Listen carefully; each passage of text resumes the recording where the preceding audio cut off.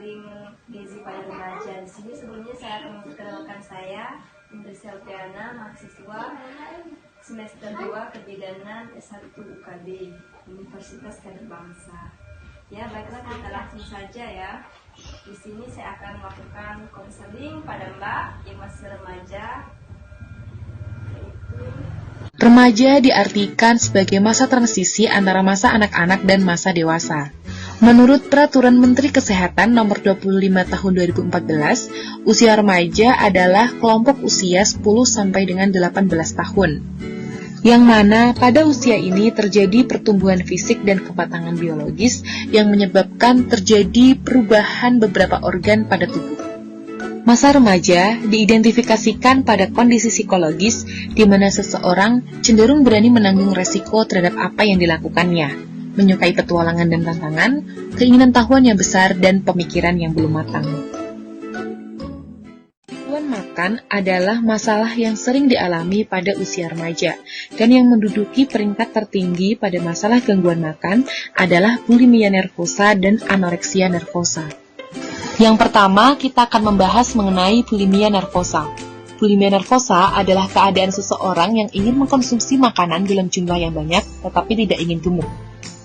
Sehingga orang-orang yang menderita gangguan makan ini akan terjadi penyimpangan, yaitu berusaha memuntahkan kembali makanan yang telah dimakan. Bulimia sering terjadi pada seseorang yang sangat memperhatikan bentuk tubuh, ditandai dengan ciri makan dalam jumlah yang banyak, timbul penyesalan setelah makan, sangat konsen pada berat badan atau bentuk tubuh, memuntahkan kembali makanan setelah dimakan, konsumsi pil pencahar, dan olahraga secara berlebihan.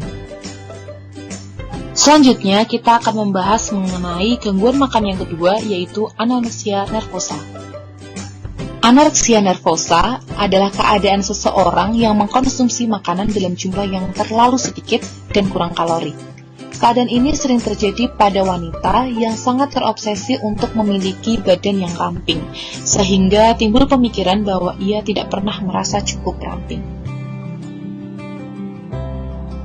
Selanjutnya adalah kekurangan energi kronik atau KEK.